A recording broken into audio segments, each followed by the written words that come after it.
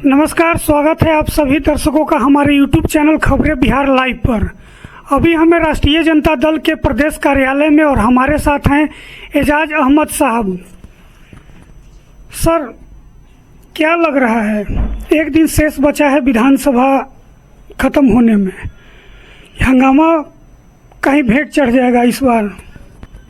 आज तो चर्चा हुआ और चर्चा में तेजस्वी जी ने जो सवाल खड़ा किए, भारतीय जनता पार्टी के पास जवाब नहीं था। भारतीय जनता पार्टी के लोग गाली गलौज पर उतर गए हैं, भारतीय जनता पार्टी के लोग अभद्र भाषा पर उतर गए हैं।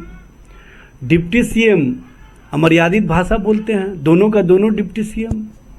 ये लोग तो उस पद पर बैठने के लायक नहीं है, कहीं ना कहीं पद की गरिमा को गिरा रहे हैं। इससे पहले भी तो डिप्टी सीएम रहे हुए हैं लोग। तेजस्वी जी भी डिप्टी सीएम थे, बिहार में नौजवानों के चेहरे पर खुशी लाए थे, बिहार के विकास को आयाम दिए थे, बिहार को आगे बढ़ाने का काम किए थे। और ये दोनों डिप्टी सीएम गाली देते हैं, वो भी भत्ती भत्ती बातें करते हैं। ऐसी भाषा जो बोला भी नहीं जा सकता है। इन लोग किस डिक्शनरी से सीख करके आते हैं? भाजपा के जो भी नेता हैं उनका डिक्शनरी अलग चलता है। इसीलिए आप देखे होंगे कि उनके जो नेता होते हैं, जो कार्यकर्ता होते हैं, वो अभद्र भाषा में महारत हासिल किए रहते हैं, अमर्यादित भाषा में महारत हासिल किए हुए रहते हैं। और ऐसे अमर्यादित लोग देश और देश की सेवा के लिए, बिहार की सेवा के लिए, बिहार की जनता के पास जाते हैं वोट मांगने के लिए। ऐसे लोगों को बिहार की जनता पसंद नहीं करती है। बिहार की जनता ऐसे लोगों को इस सेशन में ही कहीं ना कहीं दिखाने का काम करेगी कि आखिरी सेशन में आखिरी आप लोगों का ये पारी चल रहा है, अब आगे इन लोगों की पारी नहीं आने वाली है। ये बात समझ लेना चाहिए। सर, मतदाता पुनर्निरीक्षण जो था 25 तारीख से शुरू हुआ, धीरे धीरे ये जंगल की आग की तरह पूरा लहक गया, बिहार से लेकर दिल्ली तक हंगामा।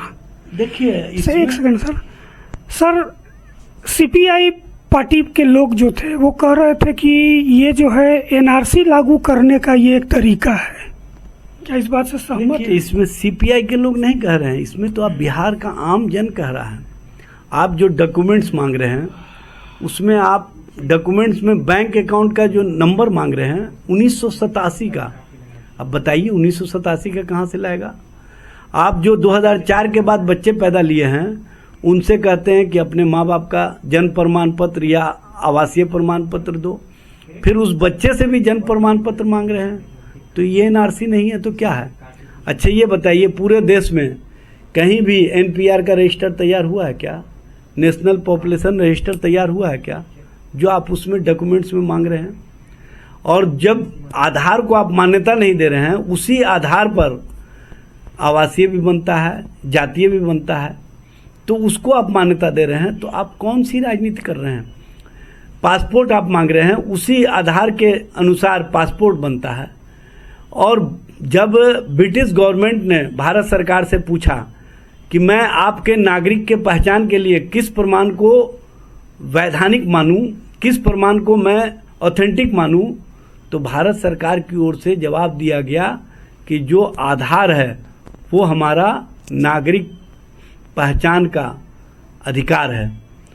जब आप भारत सरकार भारत के बाहर के देशों को देते हैं कि आधार ही वैधानिक अधिकार रखता है नागरिकता का, और आप यहाँ पर वोटर लिस्ट में उसको इसलिए इस्तेमाल नहीं करना चाहते हैं कि आपको मनसा और आपकी नीयत ठीक नहीं है।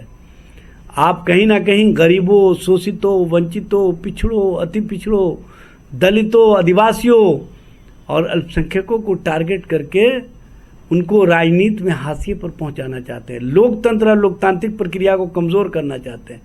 बाबा साहब के संवैधानिक व्यवस्था के अंतर्गत जो लालू जी कहा करते थे, वोट का अधिकार का मतलब छोट का अधिकार, आप छोट के अधिकार को समाप्त करना चाहते हैं। लेकिन हम लोग ऐसा नहीं होने देंगे किसी भी कीमत पर। इसके लिए ईंट से ईंट बजा देंगे और वैसे लोगों को बताने का काम करेंगे कि अगर एक भी जेन्युइन वोटर का वोट काटा गया तो हम लोग नागरिक अधिकार को किसी को छीनने का मौका नहीं देंगे। इसके लिए जबरदस्त संघर्ष आंदोलन अभी तो पार्लियामेंट और विधानसभा में देख रहे हैं, जब सड़कों पर लोग निकलेंगे तो इनसे संभले नहीं संभलेगा। सर, तेजस्वी यादव जी बोले हैं कि वोट का बहिष्कार भी होगा। देखिए, तेजस्वी जी जो बात बोले हैं, आप लोग उस बात के परिप्रेक्ष्य में नहीं जा रहे हैं। उन्होंने क्या कहा कि आपने देखा होगा चंडीगढ़ में किस तरह से खेल हुआ था।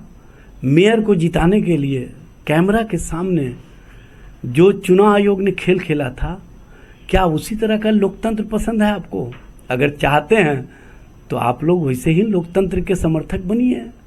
लोकतंत्र का मतलब होता है कि जनता और जनता का जो अधिकार है, पहले जनता चुनती थी, पहले वोटर चुनते थे सरकार, अब सरकार चुन रही है कि कौन हमारे वोटर रहेंगे कौन नहीं रहेंगे।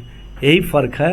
और इसी फर्क के बारे में तेजस्वी जी ने कहा कि जब चुनाव आयोग मन बना लिया है, भारत सरकार के माध्यम से डबल इंजन सरकार ने मन बना लिया है, तो कहीं ना कहीं इस तरह की राजनीति जो की जा रही है, इस राजनीति को हम लोग किसी भी कीमत पर नहीं होने देंगे और सभी दलों से राय विचार करके हम लोग एक ऐसा फैसला लेने जाएंगे जिससे लोकतंत्र और लोकतांत्रिक प्रक्रिया को बचाया जा सके। चलिए, धन्यवाद। तो ये थे एजाज अहमद साहब, जिसने विधानसभा में हो रहे हंगामे पर अपनी बात रखी। तो देखते रहिए आप हमारे YouTube चैनल खबरें बिहार लाइव को। धन्यवाद।